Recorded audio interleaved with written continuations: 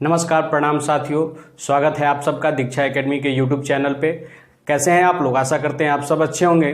आज हम लोग पढ़ेंगे हाइट एंड डिस्टेंस। पिछले जो लेक्चर था उसमें हम लोग ट्रिग्नोमेट्री का सारा प्रॉब्लम्स, प्रीवियस ईयर्स का प्रॉब्लम्स सारा सॉल्यूशन कर चुके थे और बताए थे जो भी डाउट वगैरह हो तो आप नंबर पे संपर्क करके डाउट क्लियर कर सकते हैं। हमारे ग्रुप में जुड़ के वहाँ से भी आप क्वेश्चन भेज सकते हैं, आपका डाउट क्लियर हो जाएगा। आज हम लोग बात करेंगे हाइट एंड डिस्टेंस के बारे में। ये भी एक महत्वपूर्ण इंपॉर्टेंस रखता है अपना इस कॉम्पिटिशन एग्जाम में। एक आध क्वेश्चन तो जरूर रहता है, 1 से 2 क्वेश्चन जरूर रहेगा। और छोटा सा टॉपिक है, इसको हम लोग थोड़ा डीपली बढ़िया से जान लेंगे। छोटा सा थ्योरी है इसमें और मेन जो है 2 से 3 इसका एंगल इम्पोर्टेंस रखता है। इसी एंगल पे ये पूरा घूमते रहता है और इसका जो आंसर है उसी आधारित होते रहता है। देखिए इसमें जो एक चीज मायने रखता है, एक मायने रखता है उन्नयन कोण। आप लोग नाम सुने होंगे। एक रखता है अवनमन कोण, इसका अंग्रेजी हो जाता है एंगल ऑफ एलिवेशन और इसका अंग्रेजी हो जाता है एंगल ऑफ डिप्रेशन। इसके बारे में हम लोग डिटेल से चर्चा करेंगे।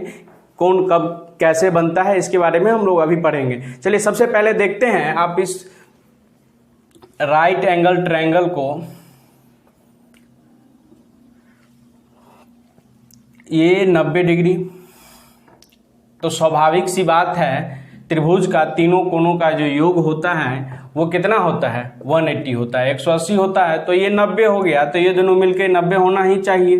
तो मान लेते हैं इसको 60 डिग्री, तो ये तो अपने आप 30 डिग्री होगा, है कि नहीं? अंडरस्टूड है।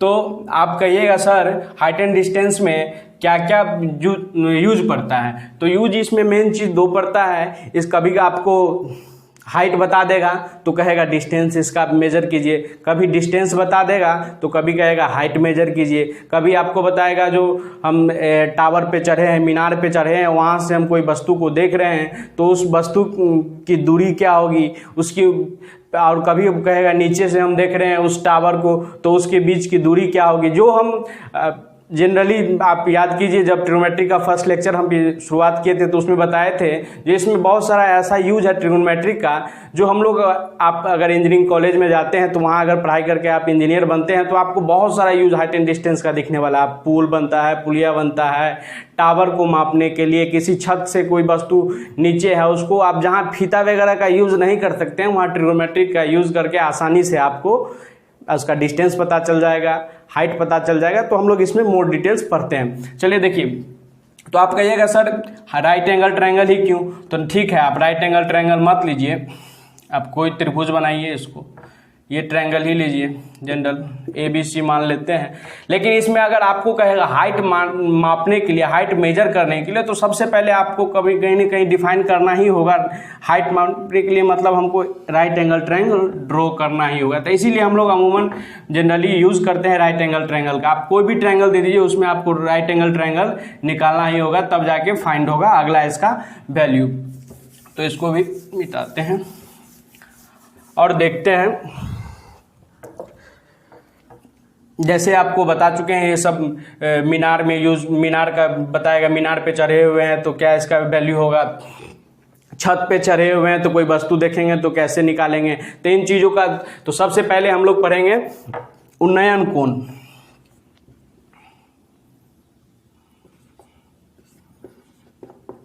देखिए इसको इंग्लिश में एंगल ऑफ एलिवेशन कहते हैं।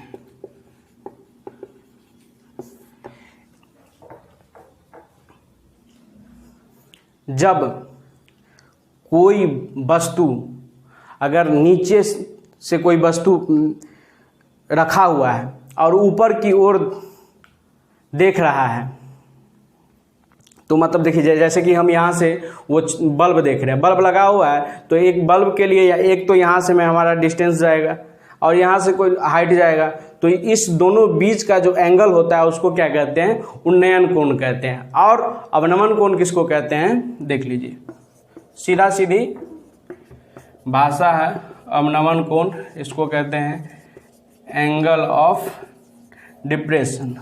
तो मान लेते हैं कोई व्यक्ति छत पे चढ़ा हुआ है, छत पे चढ़ा हुआ है तो कोई वस्तु नीचे रखा हुआ है, तो वो छत से जो वस्तु को देख रहा है तो उसका जो एंगल बनेगा, एक रे बनेगा जिसको क्षैतिज रेखा भी, ये क्षैतिज रेखा होगा, और ऊपर से जो नीचे की ओर बनेगा तो उसके बीच में जो एंगल बनेगा उसको क्या कहते हैं, अवनमन कोण कहते हैं, एंगल ऑफ डिप्रेशन कहते हैं। तो चलिए दोनों के एंगल के बारे में हम लोग जानकारी ले चुके हैं। अब अगला केस से हम लोग इसका जो मैक्सिमम प्रॉब्लम है, first case, second case, third case पढ़ेंगे तो उसका सारा हम लोग का जो सॉल्यूशन मिलता चला जाएगा। चलिए केस फर्स्ट देखते हैं।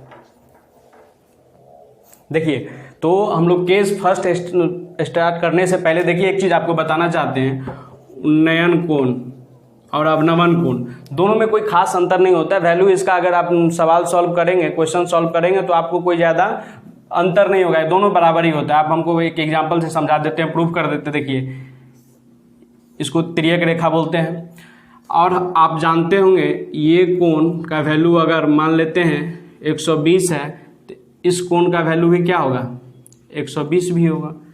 अगर इस कोण का वैल्यू अब मान लेते हैं 60 है तो इस कोण का वैल्यू भी क्या होगा, 60 होगा। तो अब मानिए यहाँ से ये ऊपर से कोई वस्तु को हम नीचे की ओर देख रहे हैं तो इसको ट्रायंगल, ऐसे राइट एंगल ट्रायंगल ड्रॉ करेंगे, और यहाँ से अगर नीचे से कोई वस्तु को देख रहे हैं इस ऊपर की ओर तो उसका जो ट्रायंगल ऐसे ही ना ड्रॉ होगा जी। तो ये 120, ये ट्रायंगल का वैल्यू, तो इसका भी 120। तो आप ऊपर से देखिए या नीचे से देखिए, दोनों का तो वैल्यू 120 ही आ रहा है। अगर ये बाहर से लेते हैं तो ये 60 तो ये भी 60। अब कहिएगा सर हम लोग अमूमन ऐसे एंगल कौन बनाता है, ऐसे एंगल बनाने में, पढ़ाई करने में फिर 90 इधर हो जाएगा, तो इसीलिए हम लोग एक्चुअली इसका यूज ऐसे जनरली करते हैं। ठीक, तो उन्नयन कोण और अवनमन कोण में कोई कंफ्यूजन नहीं रहना चाहिए। दोनों का जो आप क्वेश्चन में यूज करेंगे, अगर वैल्यू उल्टा ही लिया गया, उन्नयन का अवनमन लगाया गया, अवनमन का उन्नयन लगाया गया, तो कोई ज़्यादा अंतर नहीं आने वाला, दोनों का वैल्यू एक ही होता है। चलिए केस फर्स्ट देखते हैं।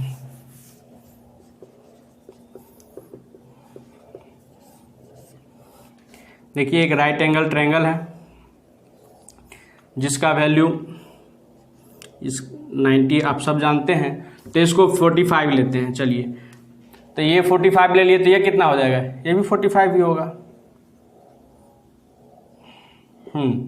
अब इसका कुछ नाम रख दीजिए, ए बी सी। अब इस ए बी का भी कुछ नाम रख दीजिए।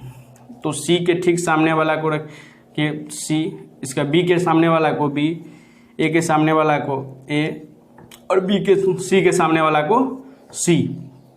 अब इसका एक ट्रिक होता है। ट्रिक क्या होता है, अगर आप जानते होंगे, मान लीजिए ये दोनों दिया हुआ है, ये दोनों कौन, बेस और ये हाइट हमको दिया हुआ है, तो आप देखे होंगे tan थीटा बराबर क्या होता है, P/B। तो tan थीटा 45 डिग्री का वैल्यू आप कितना जानते हैं, 1।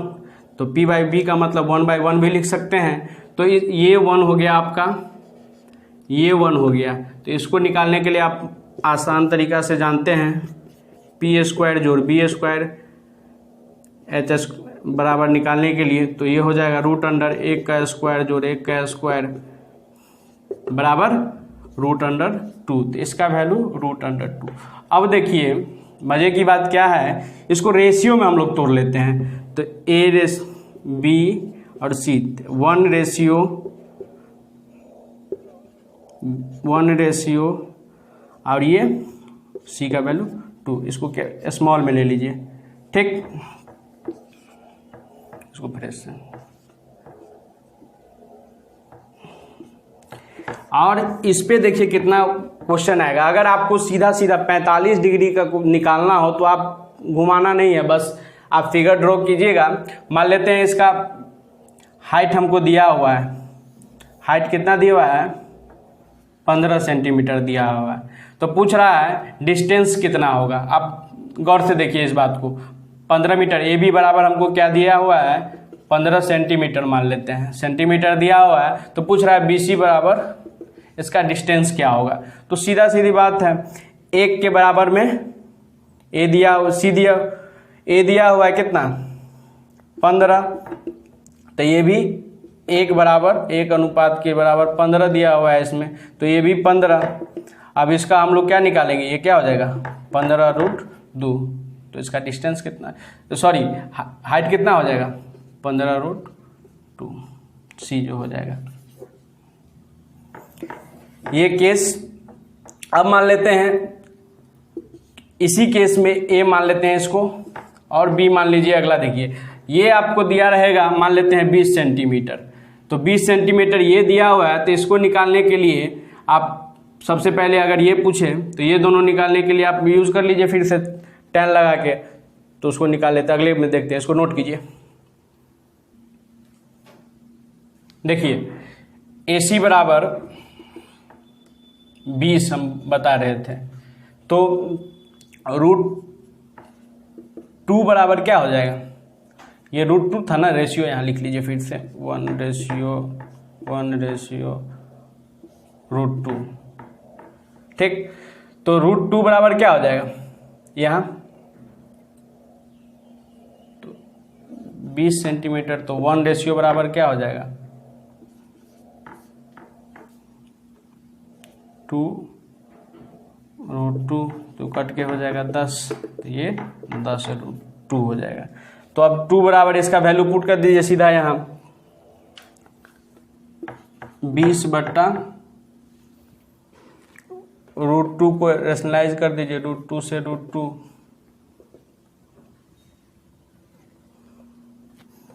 तो यहाँ से रेशनलाइज नहीं, डायरेक्ट आप लिखा सकते हैं 10√2 आंसर हो जाएगा। रेशनलाइज करके आप लेंथी चला जाएगा। चलिए केस 2 में देखिए, आप हम किसका बात कर चुके थे, 45 डिग्री का बात कर चुके थे, अब 30 पे आते हैं। तो एक राइट एंगल ट्रायंगल लीजिए, इसको ये 90 आपका, ये ए, ये बी, ये सी, मान लीजिए इसको 30 डिग्री, तो ये कितना हो जाएगा, स्वाभाविक सी बात है 60 होगा, है ना। तो अब निकालिए tan में ही इसको निकालते हैं, tan थीटा बराबर tan 30 का वैल्यू निकालिए, tan 30 का वैल्यू निकालिएगा आप साथियों, तो आपका याद होगा tan 30 का जो वैल्यू होता था 1/√3 होता था, तो p/b, तो p का वैल्यू 1 है, इसका वैल्यू √3। अब इसको निकालने के लिए फिर से हम h का वैल्यू निकालने के लिए √3 का होल स्क्वायर प्लस 1 का होल स्क्वायर, आपका हो जाएगा ये 3 + 1, तो √4 है, जिसको निकाल के 2 हो जाएगा, तो ये 2 हो गया। अब हम इसको लिख सकते हैं tan 30 बराबर 1/√3। अब इसका रेशियो जो हो जाएगा 1:2/√3, ये भी याद रखनी, ये भी एक ट्रिक है। अब जब भी हमको 30 डिग्री पे पूछेगा तो 1:2/√3 के रेशियो पे हम इसका सॉल्यूशन कर देंगे। सॉरी गलती हो गया, ये गलती हो गया, 1:2/3 नहीं होगा, ये 1:√3/2 होगा।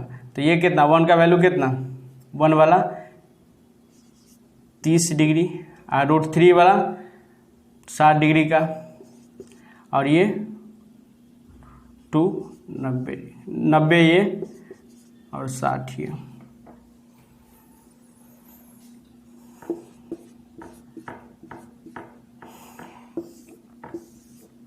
ये रहा दूसरा आपका ट्रिक। अब इसी में देख लेते हैं, दूसरा ट्रिक में हम लोग एक केस देखते हैं।